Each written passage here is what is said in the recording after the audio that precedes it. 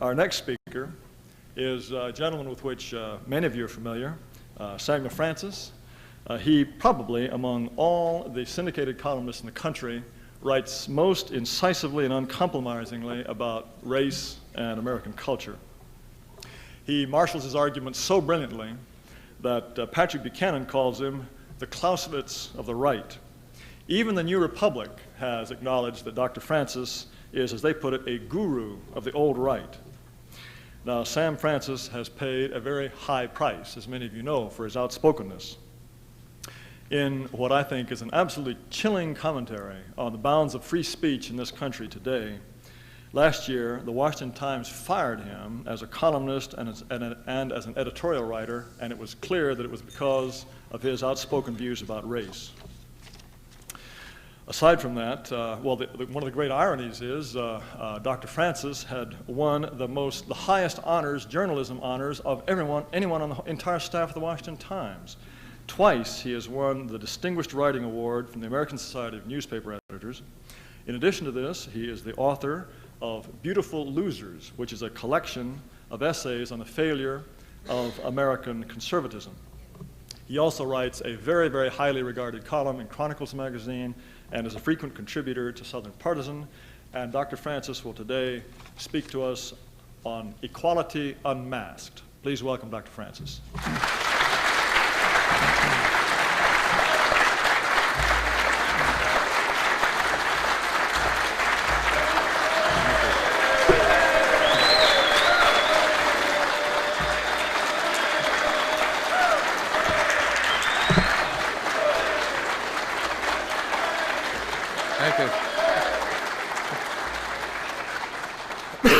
Thank you very much. A good deal of water has gone under the bridge since the first American Renaissance Conference met in Atlanta in 1994. At that time, neither the bell curve nor Professor Rushton's work on race, evolution, and behavior had been published, nor even the rather less immortal contributions of the learned de Souza. I felt then, in the aftermath of the Atlanta conference, and when these books were published the following fall, rather optimistic about the progress being made by those who sought a reevaluation of the role of race.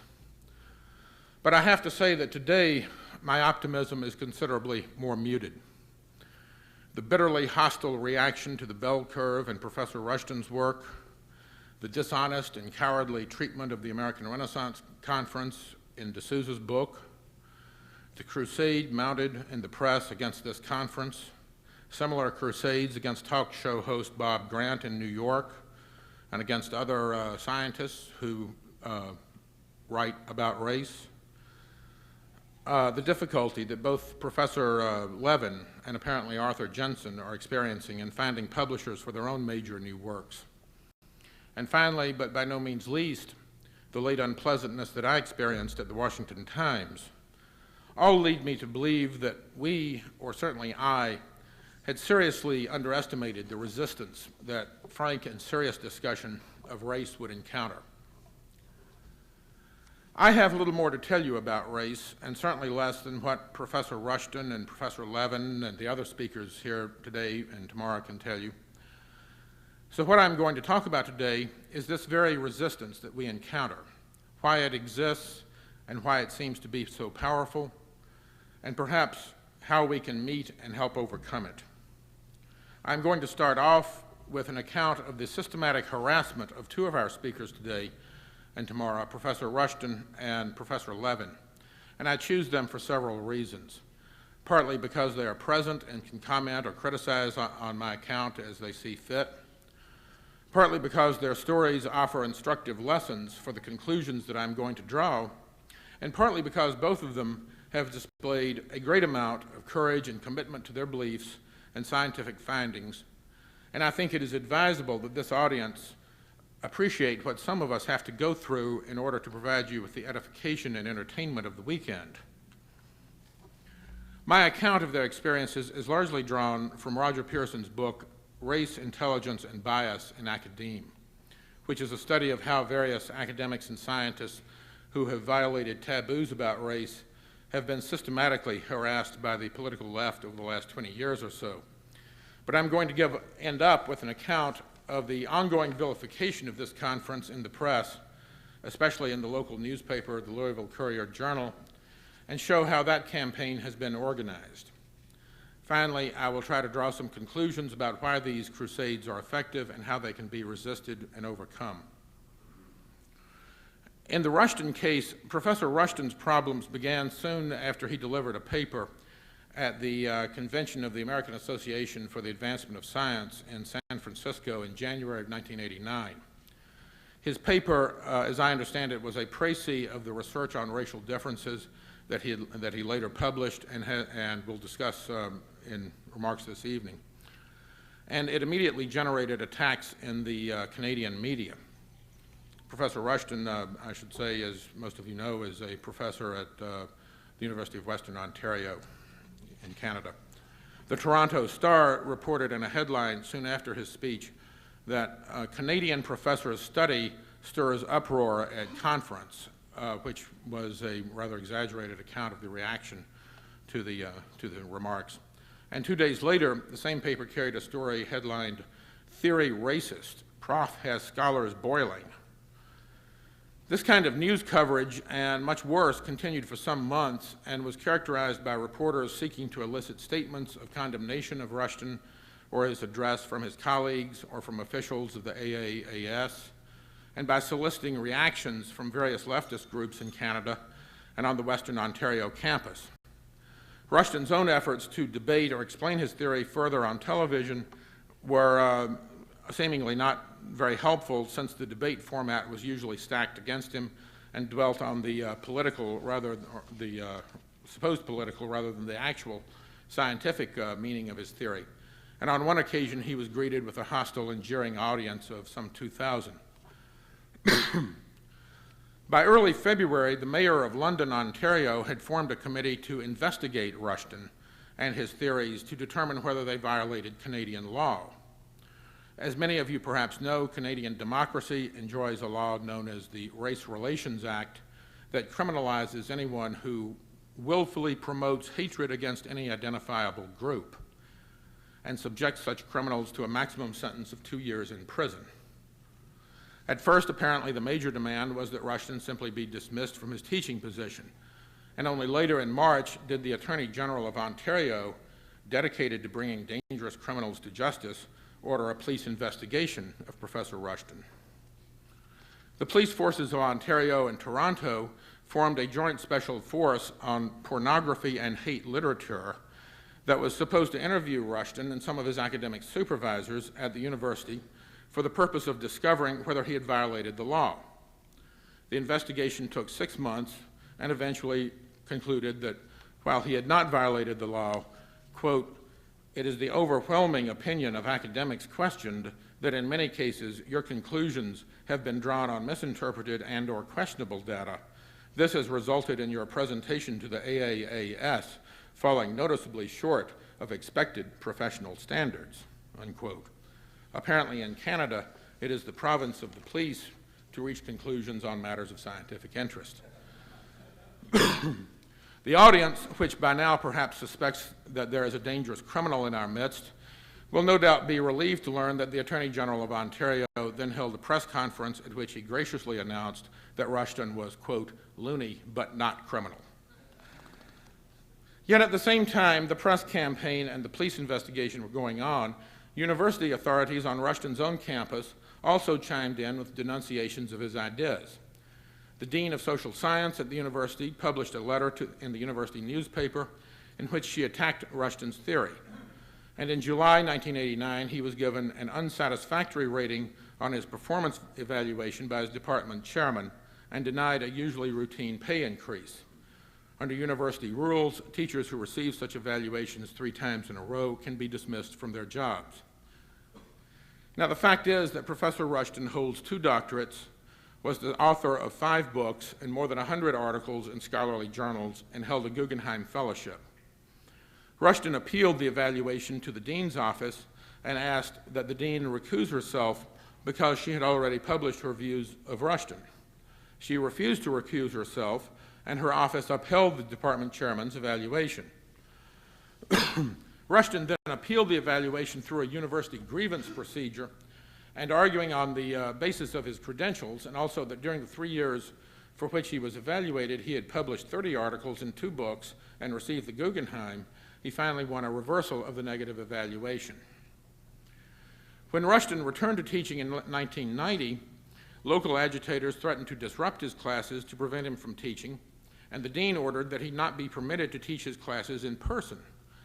He was supposed to make videotapes of his lectures, and students were supposed to listen to them in a private room in which he could not be present. Questions were to be called in by phone. Rushton again appealed this ruling and won, but the dean appealed the decision. Eventually, the department decided to ignore the dean's ruling and return Rushton to teaching his classes in person. In 1991, Rushton's classes were disrupted on at least 3 occasions by protesters, and he was physically attacked on one such occasion. As I understand it, going to the hospital, being sent to the hospital with chest pains. Despite warnings from the university that it would prosecute disruptors, that had not been done by the spring of 1991, and student protesters, mainly made up of African or Caribbean students or New Left elements, continued to disrupt his classes and the university, and on one occasion in March 1991, actually disrupted the provincial parliament. I'm sure Professor Rushton has enjoyed similar adventures in recent years, but my information about them ends in 1991. Professor Levin's experiences at the City College of New York resemble those of Professor Rushton. Levin's original crime against humanity consisted of publishing a letter in the New York Times in 1988 arguing that shopkeepers had the right not to open their doors to black males if they feared robbery. The publication of such shocking opinions apparently mobilized cadres of student leftists to break down the door of the university president in protest. The president responded to this by admitting that the students did have the right to picket Levin's classes, but considerately provided Professor Levin with a bodyguard. The group known as the International Committee Against Racism, or INCAR, which is a Maoist communist group, circulated Levin's letter to the Times on campus. But the controversy was further excited by an article Levin published in an Australian magazine called Quadrant, in which he apparently argued that the decline of American education was in part due to the rise of radical feminism and to affirmative action and its promotion of lower IQ black students. The reaction against this article came mainly from the faculty rather than from student activists. And in October 1988, the Faculty Senate voted to condemn Levin's article as racist and as lacking cogency or empirical support. What the New York Police Department had to say about it, we don't know. But Levin was given only 3 hours' notice that the censure was to be considered and was not able to be present at the debate. Soon afterwards, the university president, who presumably by this time had gotten his door fixed, issued a letter commending the faculty for their intrepid denunciation of racism and beamed that he had been, quote, a proud witness to the discussion and debate, and that the resolution reflected the university's commitment to equality. This was followed by Levin's being told by the Dean of Humanities and the Philosophy Department chairman that Levin should voluntarily withdraw from teaching his introductory philosophy course. And if he did not voluntarily withdraw, the chairman would come to the first class and invite the students to transfer to another section. Believing this arrangement to be temporary, Levin agreed to the proposal, but he later learned that it was intended to be permanent and would be extended to any required course that Levin taught. This kind of restriction severely limits a teacher's ability to recruit students for advanced work, and it represented a long-term threat to Levin's academic career. Meanwhile, plans for the Inquisition proceeded briskly, with the president of the university writing a letter urging the faculty senate to form a committee to investigate faculty members for bias-related activities. The Senate refused to do so on the lucid grounds that such a committee would have a chilling effect on academic freedom, if not on their own careers. But the president continued to badger for such a committee, and in several interviews he expressed frustration that he was unable to break Levin's tenure and fire him altogether. Levin, meanwhile, continued to commit yet more crimes against humanity. When the American Philosophical Association concluded that blacks were underrepresented in teaching philosophy, Levin published a letter in the Proceedings of the APA arguing that the reason had to do with lower black IQ. This led the humanities dean at the school to send a letter to each of Levin's students warning them that their professor harbored what the dean called controversial views about race and sex, and offering them an alternative section if they were unable to cope with the trauma of being exposed to controversy in the course of studying philosophy.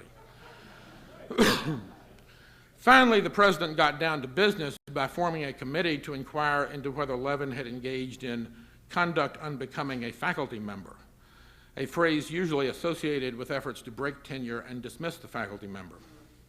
3 of the 7 members of the committee had earlier signed a petition stating that Levin was unfit to teach, and one would think that the conclusion of the committee was more or less foregone. In March 1990, a mob invaded Levin's classroom, earning the praise of the president for its restraint. In the event, however, the inquisition against Levin did not succeed, in part because he eventually took successful legal action against the president and the humanities dean, as had Rushton against the Toronto Star.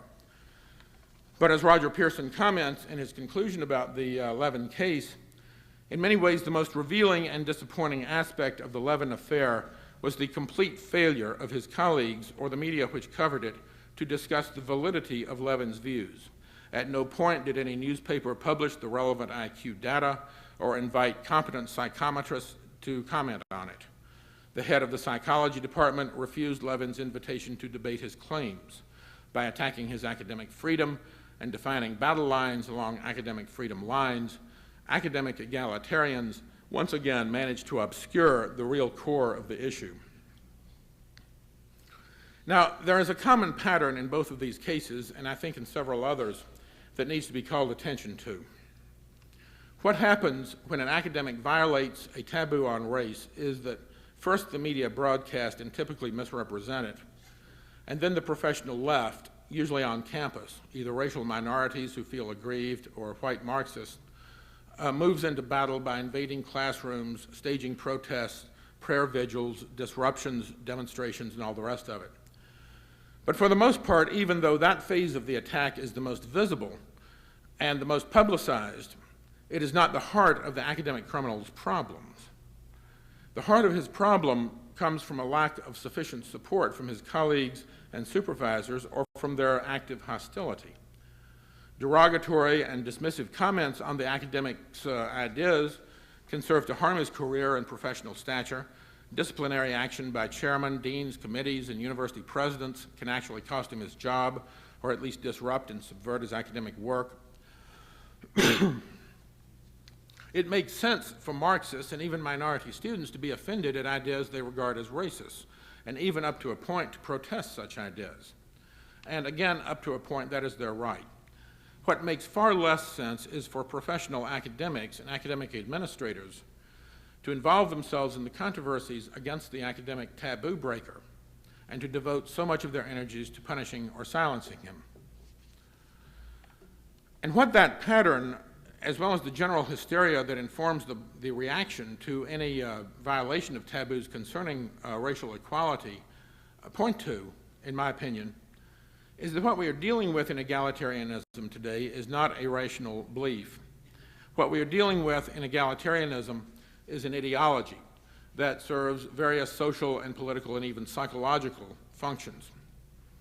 In fact, egalitarianism, since the progressive era of the early 20th century, and especially since the New Deal, has become at first an unofficial and increasingly an official ideology of the system in which we live, the government, the dominant culture, and even the economy of the United States and the Western world. Egalitarianism has become an ideology that protects, serves, and rationalizes the interests of the elites that hold power in Western society, just as doctrines like the divine right of kings serve the interests of monarchies and aristocracies before the French Revolution. Roger Pearson points to this role of egalitarianism in his chapter on the Rushton case when he writes, Rushton's research had carried him into an area of direct economic and political significance. his findings had uncovered flaws in the established version of environmentalist social science testimony on which massive government programs had been built in both Canada and the USA. These not only provided for a massive redistribution of wealth and reverse discrimination in employment, but had provided a vested interest for millions of beneficiaries.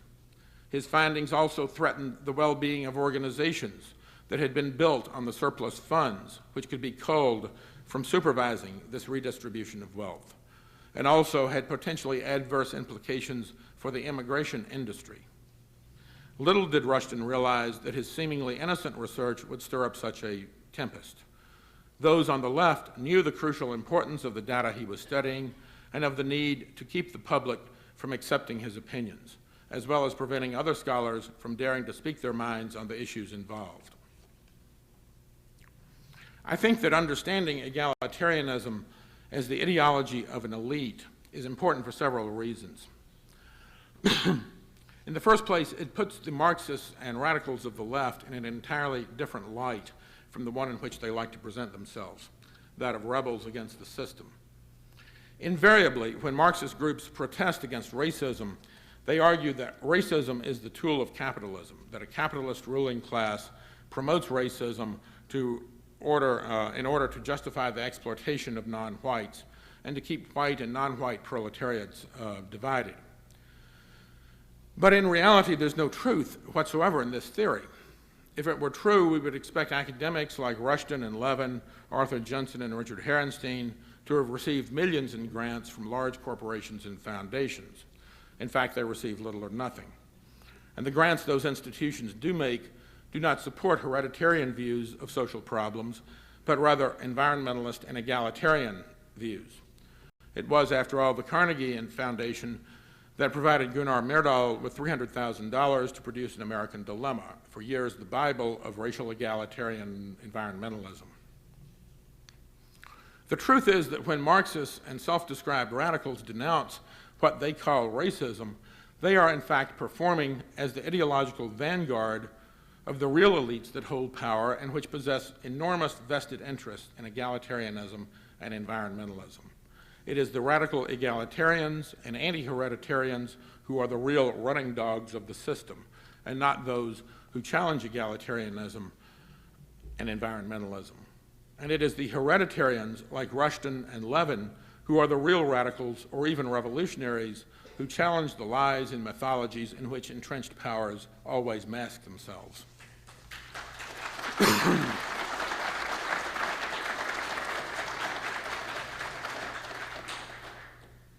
In the second place, understanding egalitarianism as the ideology of the system and the elites that run it ought to alter our view of how the system and its elites actually operate. Most elites in history have always had a vested interest in preserving the societies they rule, and that is why most elites have been conservative. The British aristocracy up to the 20th century is a fairly typical example of such a conservative elite. But the elite that has come to power in the United States and the Western world in this century actually has a vested interest in managing and manipulating social change, the destruction of the society it rules. Political analyst Kevin Phillips pointed this out in his 1975 book, Mediocrity, which is a study of the emergence of what he calls the new knowledge elite, the members of which approach society from a new vantage point. Change does not threaten the affluent intelligentsia of the post-industrial society the way it threatened the landowners and industrialists of the New Deal. On the contrary, change is as essential to the knowledge sector as inventory turnover is to a merchant or a manufacturer. Change keeps up demand for the product, research, news, theory, and technology. Post-industrialism, a knowledge elite, and accelerated social change appear to go hand in hand. The new knowledge elite does not preserve and protect existing traditions and institutions. On the contrary, far more than previous new classes, the knowledge elite has sought to modify or replace traditional institutions with new relationships and power centers. And egalitarianism and environmentalism serve this need to create and manage social change perfectly. Traditional institutions can be depicted not only as unequal and oppressive, but also as pathological, requiring the social and economic therapy that only the knowledge elite is skilled enough to design and apply.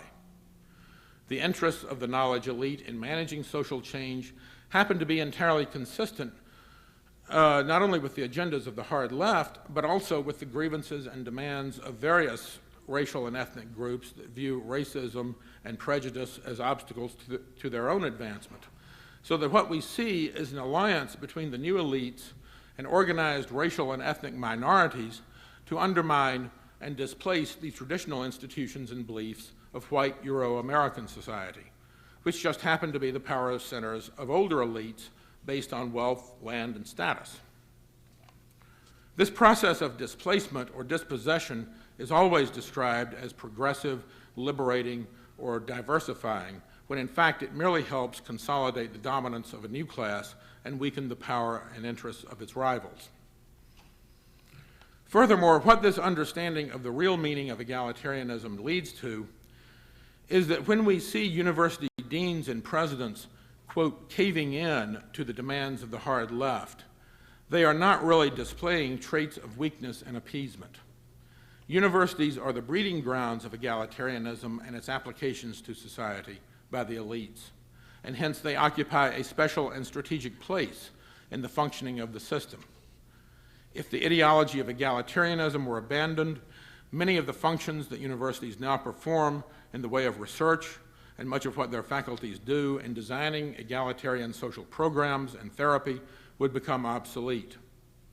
When the universities cave in to the left, therefore, they are simply, in reality, pursuing their own interests, which are to preserve the political ideology of egalitarianism intact and suppress or silence those who dissent from it. And then they are, in that respect, in fact, behaving like any elite, like the French aristocracy of the 18th century, for example, when it punished Enlightenment writers who challenged aristocratic ideologies. Their behavior appears to be weak or degenerate or renegade to us because we look at their conduct from the point of view of those who believe the consequences of egalitarianism are harmful and have to live with those consequences. And also because most of us continue to harbor the illusion that the elites that now prevail in this country and much of the West are still in some sense our elites, that they represent us, when in fact they mainly represent themselves and their class interests and the ideology and agendas that serve those interests.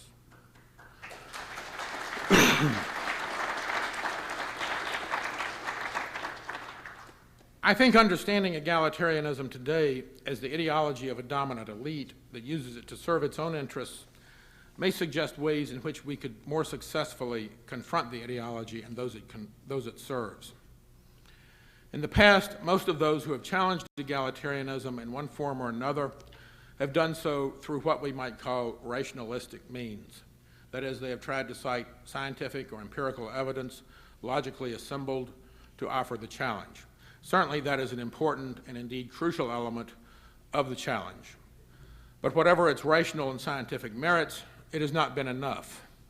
As Pearson points out, none of Levin's critics, and not many of Rushton's either, was interested in debating their ideas or dealing with their scientific validity. Of course not. What their critics were interested in was power and in preventing Rushton, Levin, and others from challenging that power. And that is exactly the point at which they should be attacked and exposed. What we need to do, in addition to building the scientific and scholarly case against egalitarianism and environmentalism, is to take a page from the book of the left, to expose those who resist scientific evidence and who respond to it only with lies and repression as the beneficiaries of the egalitarian ideology they are trying to protect. We need to show that an entire political and economic industry gains wealth and power from egalitarian environmental ideology, and in a word, unmask or deconstruct those interests. And we need in particular to show how Americans, as taxpayers, as crime victims, as job and college applicants, and frankly simply as white people, are being exploited and victimized by the lie of equality and the power structure that rests on it.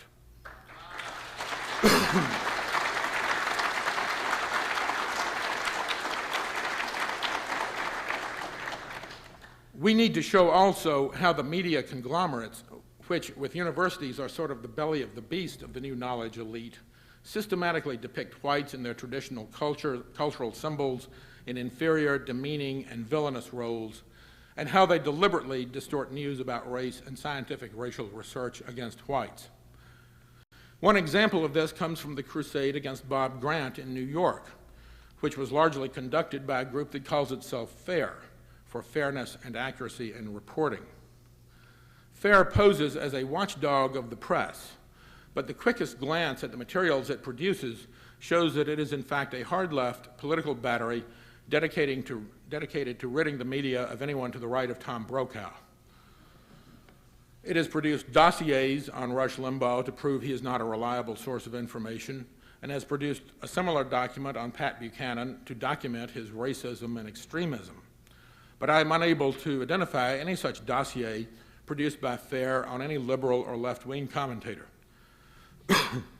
One of its abiding bugaboos is the corporate concentration of media ownership, and it loves to thump its chest about its passion to invigorate the First Amendment by advocating for greater plurality and diversity in the media and defending working journalists when they are muzzled. As a working journalist who was muzzled, I might have made use of FAIR's talents, but for some reason they have not knocked on my door. But Mr. Grant did hear from them. On March 31st of this year, FAIR ran a quarter-page ad on the op-ed page of the Sunday New York Times in the form of an open letter to Michael Eisner of the Walt Disney Company, which was the new corporate parent of Mr. Grant's station. The ad claimed that Mr. Grant on his program had promoted, quote, the white supremacist American Renaissance Conference in Louisville, and, unquote, and demanded of Mr. Eisner, is it the policy of the Walt Disney Company to allow hosts on its stations to make racial slurs?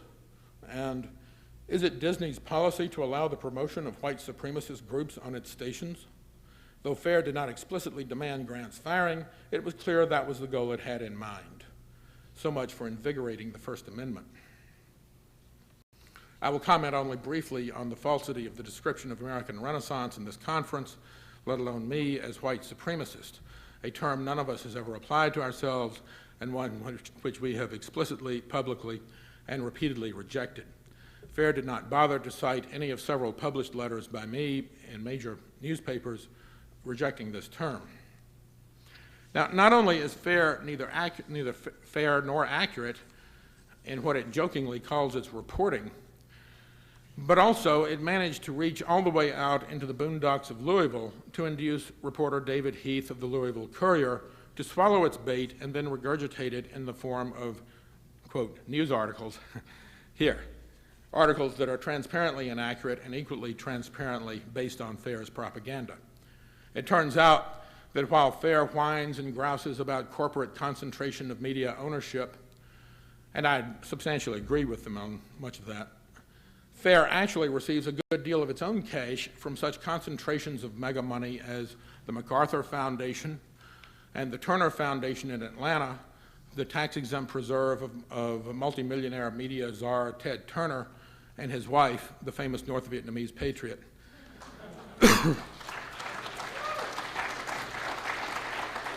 As well as from Barbara Streisand's foundation. And while poor little old FAIR is whining about concentration of media ownership, it's interesting to note that it was in the Louisville Courier, owned by the Gannett chain, that it was able to get its unfair and inaccurate misreporting into print, and also that Bob Grant's job was largely safe as long as his station was owned by the relatively small ABC Capital Cities Company, but went down the drain pipe not long after Eisner World took it over. FAIR is in fact dependent on large sums of cash from tax-exempt foundations run by wealthy leftists and assorted bubbleheads, and its claims to resist media concentration, to champion muzzled reporters, and to invigorate the First Amendment and freedom of expression are all simply lies that mask its real role as a tool of the real elites that have come to power in this country. Finally, in addition to unmasking the real role of egalitarianism as a device of power, we need to take yet another page from the book of the left in mustering the courage to stand up and speak up for what we believe in. to develop the kind of solidarity against which lies and repression cannot stand. We do not yet have that kind of solidarity, and the result is that we are picked off one by one whenever the left or its allies decide to move against us.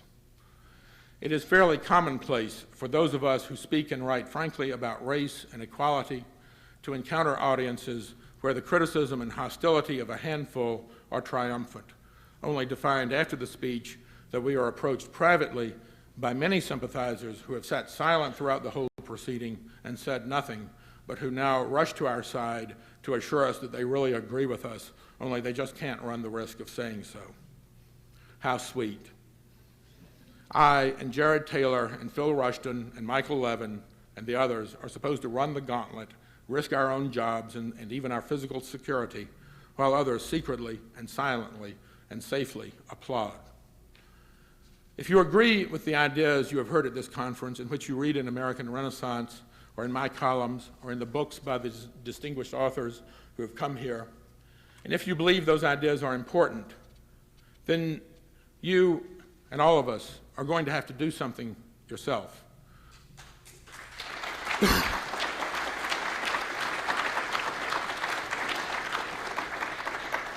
You're going to have to run risk and take hits, not recklessly, but with prudence. If we are not prepared to accept some risks and take some hits, then these ideas will never go anywhere. And those on the left who have the courage to work and fight for their beliefs are going to win. We all know what their victory would mean. And until we are willing to display the kind of courage that civil rights workers in the South showed, that anti-war protesters in the 1960s showed, that indeed gay rights activists have shown, until we are willing to risk some of our security and advantages for what we believe in and for what we believe is fundamental for the survival of our civilization and our people, then we will have no reason for optimism and every reason to expect the victory of our enemies and their lies. Thank you for listening.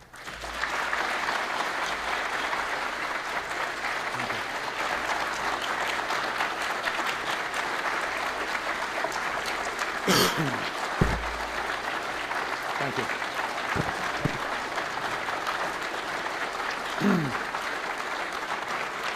Thank you. I'll be happy to take some questions. Yes, sir.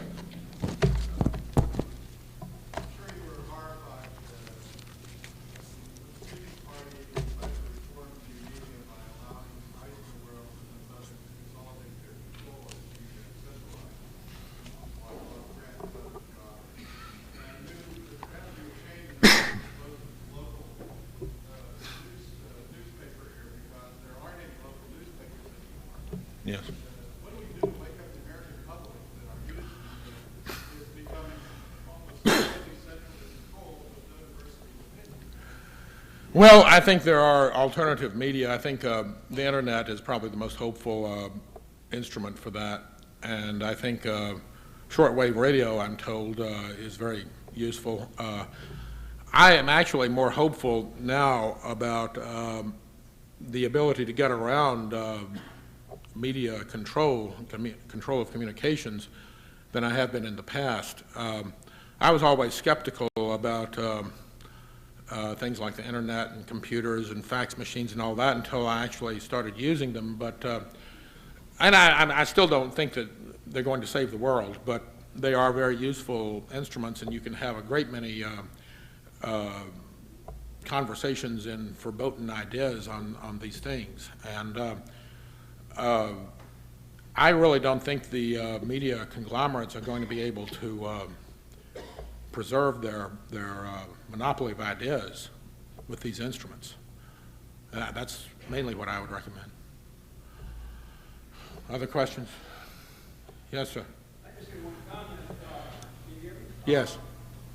Comment was this, that one of the great risks to someone who speaks out is the risk that fell upon you, Yeah. which is loss of a job. Yes. And people who have reached retirement age and get retired are less exposed to that than the rest of us.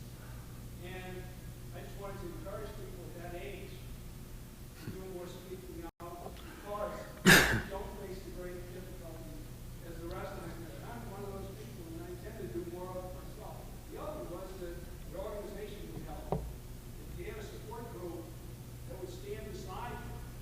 Yes, It would help greatly, so that you wouldn't be picked off one by one.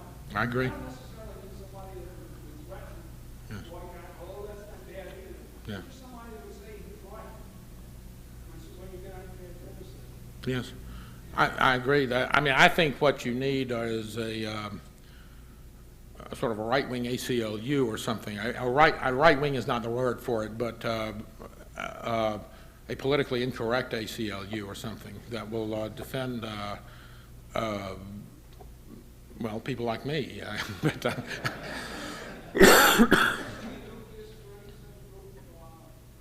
well, there are various conservative groups that do sort of sue governments and that sort of thing, mainly on economic and business regulation grounds.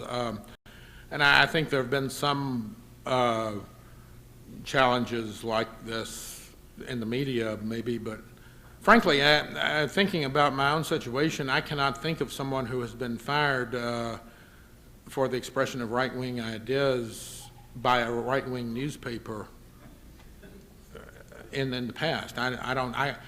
In fact, I can't think of too many journalists who have been fired or silenced where suppressing their ideas is explicitly the reason given. Usually they come up with some other excuse, taste or something like that, or libel or something. But in any case, yes, sir. What was the actual reason at the time, if any, it gave you for your unfiring from the time? My speech at the American Renaissance Conference in 1994, or D'Souza's account of it. And did they elaborate any, and what specifically did you say was wrong? Well,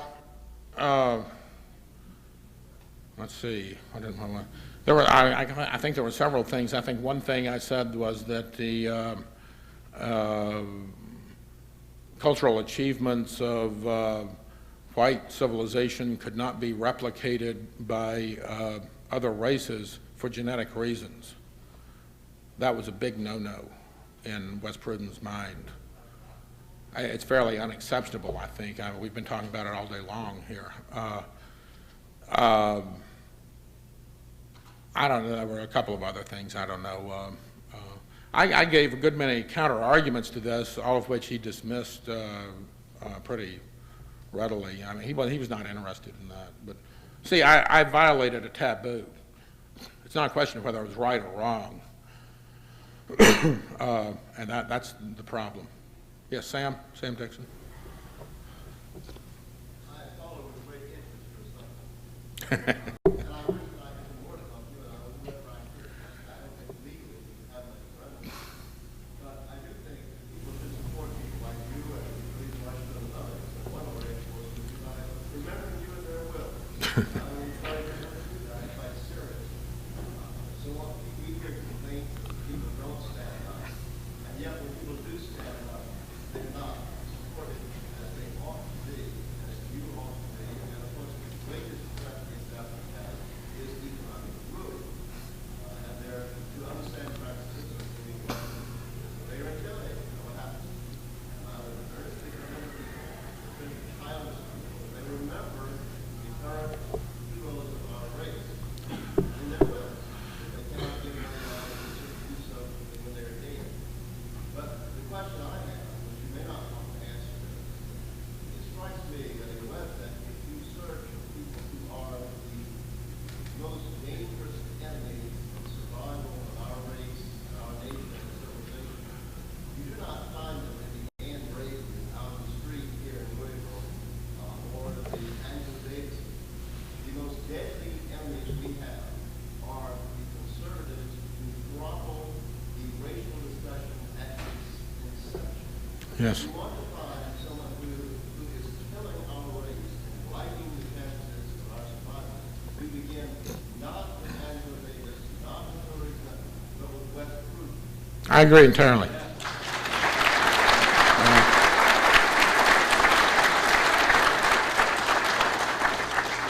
In fact, it was the decision, I think, of establishment or mainstream conservatives in the 1950s to abandon, in effect, racial arguments and racial science as an element of their political beliefs.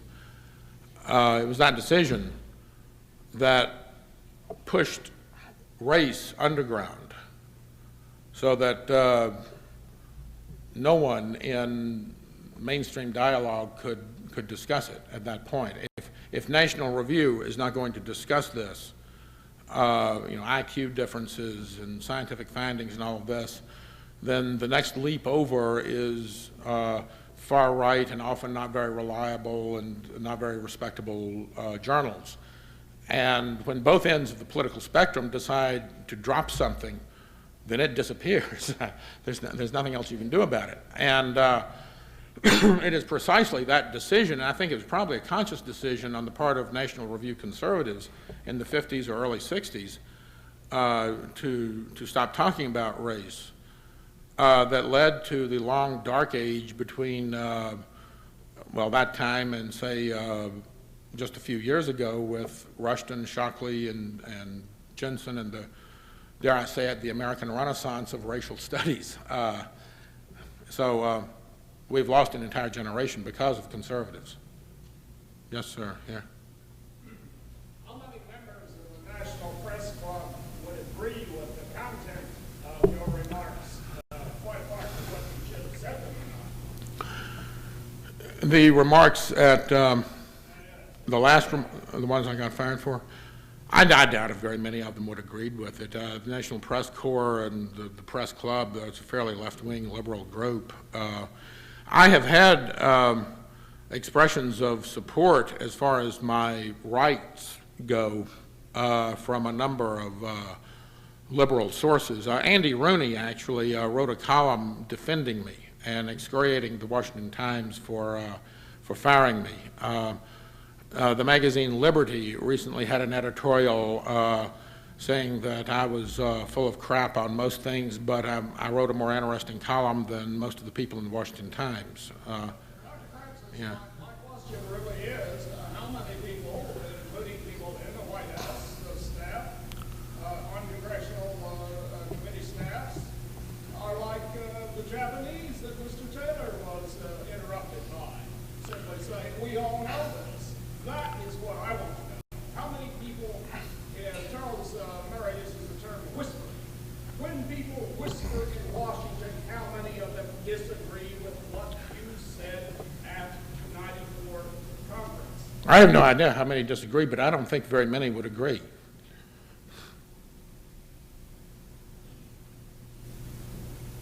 I think many more people than let on would agree, but not as many as we would perhaps like to think would agree. It's I don't know. I don't see any other answer to that. I really think that they. That doesn't mean that they live in integrated neighborhoods or send their children to heavily integrated public schools. They don't, but they do not see what I think most people here see about race and the reality of race. I just don't think that. Yes, sir. The beard. I heard some talk last night, like true, that you're probably going to be putting out a newsletter. Yes. And if so, if you are, I like those people would probably be interested in subscribing. I am putting out a newsletter. It has actually come back from the printer after being delayed for 4 weeks. And it should have gone out in the mail earlier this week. The mailing list is made up largely of fans who have written me letters over the last 4 or 5 years. Probably if your name is not on that list, if you have never written me a letter, then you're not going to get a copy of it. But that doesn't mean write me a letter. I get a lot of letters. But anyone who would like a subscription, I will give you the address to which you can write. Write to the Samuel Francis letter, P.O. Box 19627, Alexandria, Virginia 22320. Yeah. P.O. Box 19627, Alexandria, Virginia, 22320. $35 a year for 12 issues. Such a deal. I ask you to wait about a week because your name may be on this list and you may be getting a copy in the mail. And that will have a subscription form and all of that. Yes, sir. I wrote to Pruden and quoted some of the things that you wrote in front and asked him why they fired him. He wrote back and said, it's none of your damn business. And I got the letter to show you. I brought it. Yes, sir. He said, you have no right to know. That's a quote. And why don't I have a right to know how you got fired? Well, technically, Pruden is right about that. You don't have a right to know because it's a business matter. He has every legal right to fire me. I've never questioned that. I didn't have a contract. I was just like any other employee of the paper. However, that's a rude answer that he gave you, and he gave that to many other readers of the paper who, some of who canceled their subscriptions. And he also wrote letters that I can only characterize as lying about why I was fired. In one case, he said that I had tried to usurp the editorial voice of the paper or something, and in my 9 years at the paper, I'd never done that. He told lies, he contradicted himself, and he finally wound up telling people it was none of their business anyway. I think that's a very shabby commentary on the Washington Times. But I have in my personal possession about 50 letters from people like yourself who, and I thank you very much for doing that, who wrote to Pruden to protest that, and several of his replies, which are basically form letters and are of the kind I described. I don't want to dwell on myself. I could be in a lot worse situation. And I've not suffered unduly as yet from this very much. So, and I don't want to go through my life singing poor pitiful me about what a rough treatment I had. Yeah. Somebody said something about Pat Buchanan. What about Pat Buchanan? What about his destruction by the media when he came out and spoke openly about some of the suspicious facts? It was similar on national television and everywhere else. Yes. Well, I mean, what about, I mean, Pat Buchanan got that treatment. Anybody who challenges those taboos is going to be treated like that for a while. Hope in what respect? And politically? I do not think that the Republican Party would allow Pat Buchanan ever to be its nominee. I just don't. I think the Republican Party is dominated by this very elite that I was talking about. The Republican Party is part of the problem, and it should be destroyed.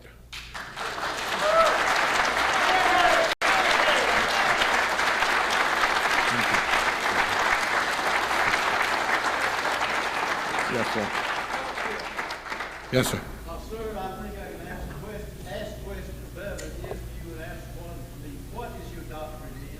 British history, British and European history. Oh, then you'll sympathize with me. I wasn't David Hume, right? I do sympathize with you, yes. Try Samuel Pepys's diary. But, all right.